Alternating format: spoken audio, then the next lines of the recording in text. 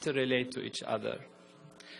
One great character of the Ramayana, which I'm sure everyone likes to know, and I promised one of our doctors before the meeting to talk about, is Hanumanji. Hanumanji, how can we explain such a very complex character?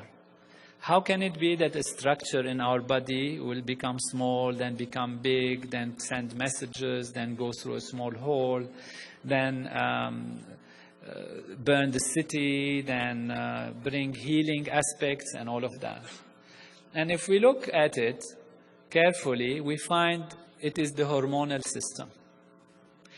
All our endocrine system together is under the control of Hanumanji. And you know, the hormones are very tiny molecules, you can't even see them under the microscope, that travel everywhere in the body, that can penetrate through small holes that sit on receptors. They send messages, they are messengers actually, and therefore this is how it is a message. Yet, as a whole, as a group, they are huge. In a split second or a few seconds, if you have a secretion of hormones, a certain type of hormone in the body, your whole metabolism can be changed, your digestion can be changed, your immune system can be activated or deactivated. And when you look in the Ramayana and see how Hanumanji is described, you actually find that this is a physiological description of the entire hormonal system. I let you read how the Vanaras, which are the monkey-like aspects, are actually guided, and their king, Vali and Sugriva, and the relationship between them, and how they actually control the hormonal system. If we look at the pituitary gland, which is called the master gland of the body, we find that the anterior pituitary gland is Sugriva, and the posterior pituitary gland is Vali. Angada is the son of Vali. There is a long story of how they interact to each other, how Vali goes into the cave, which is the Sella Turcica, a specific cave in our brain, actually, existing in our brain. And only Vali could go through it, Sugriva had to wait on the door. And the whole story, in its very delicate intricacies, how Vali told him, I will send the milk if I kill the demon. If all of you, I don't know how many will remember that.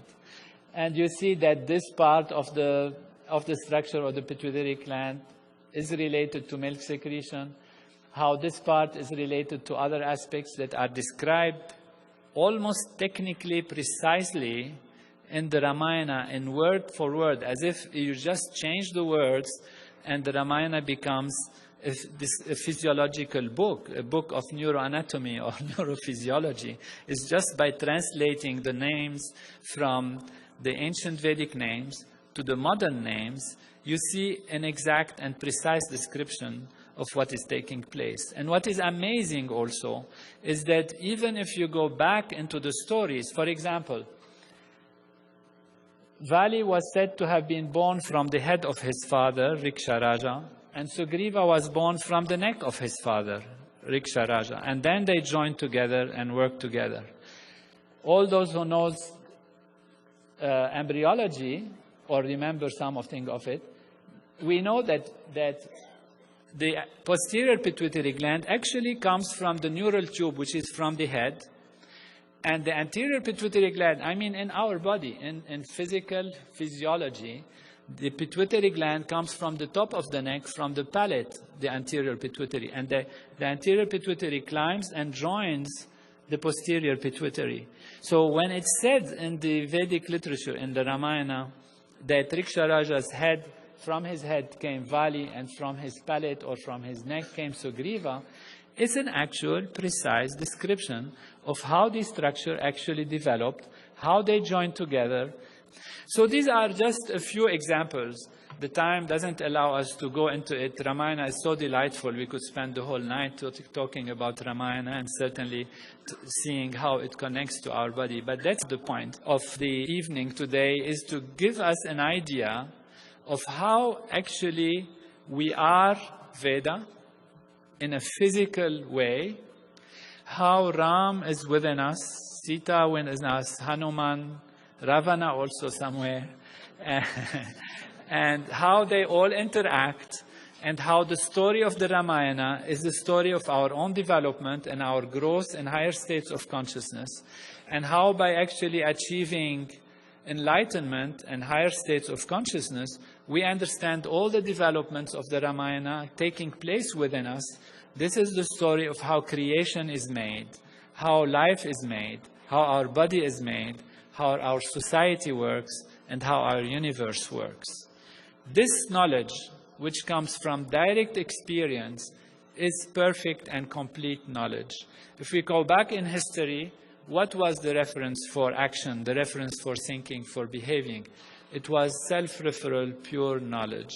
Today, modern science has given us a lot to improve our life. We have cars, we go to the moon, we fly fast, etc.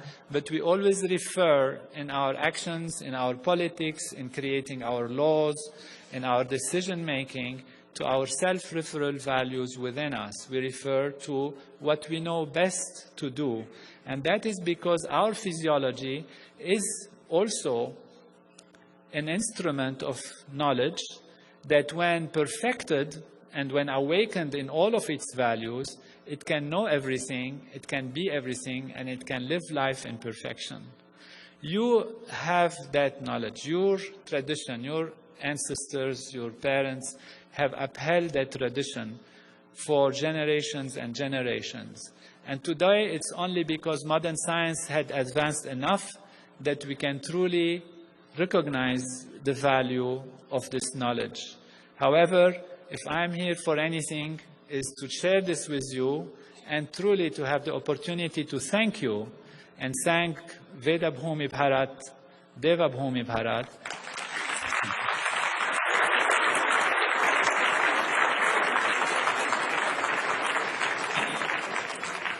and the holy tradition of Vedic Master, and of course my teacher, Maharshi Mahesh Yogi, for maintaining this knowledge and giving it to the world for the creation of a true Ram Raj, heaven on earth everywhere.